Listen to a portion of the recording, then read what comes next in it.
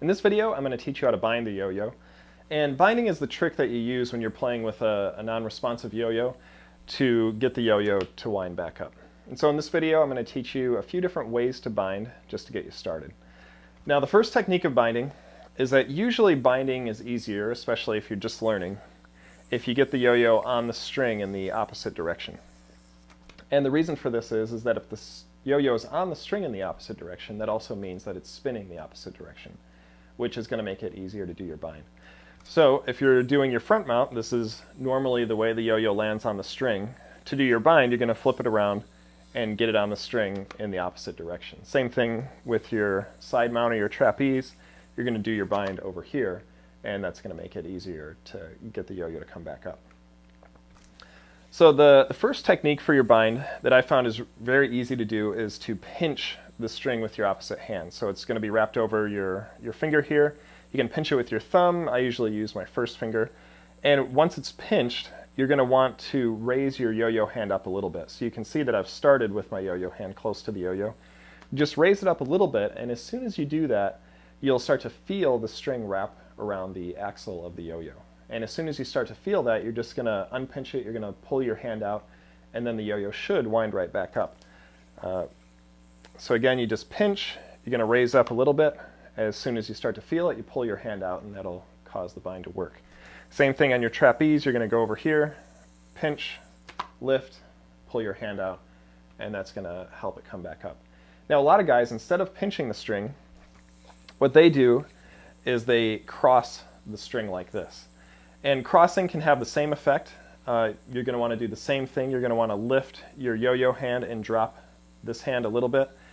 And as soon as you start to feel that tension on the inside of the yo-yo, then you're going to want to pull your opposite hand out, and that'll cause the yo-yo to come back up. A lot of guys, that is the exclusive bind that they do, and it can work pretty effectively. The third kind of bind that you can do, again, a lot of guys do this. I don't really recommend it, and I'll explain why.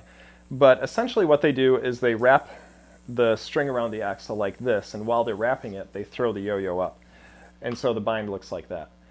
And the reason I don't recommend this bind especially is because when you do that, the string, when it first starts to bind around the yo-yo, it's actually winding in the opposite direction, and the rest of the string winds up in the right direction. So when you throw it back out, you're always going to have that little bit of string that's going to come out of the yo-yo, and it's going to kind of mess up your throw a little bit.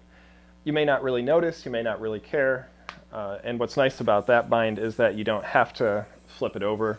You can just get right into it from your normal mount, which is great. So those are just a few different techniques. Practice them, work on them, see which one you like.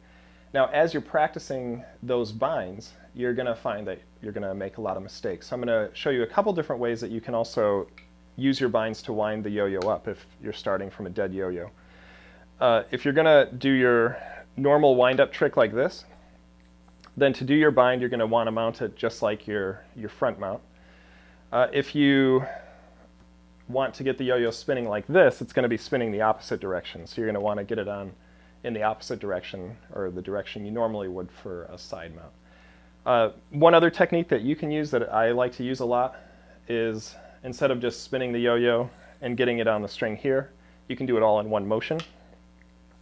So I like to spin the yo-yo, and while it's up in the air, I just catch it right on the trapeze, and then you can do your bind and get it right back. Again, that looks like this. And there's all sorts of different ways you can bind. If you watch different yo-yo players, you'll find that they favor different techniques. There's a lot of techniques that I didn't show you here, but hopefully these will get you started so you can start doing your unresponsive yo-yo tricks.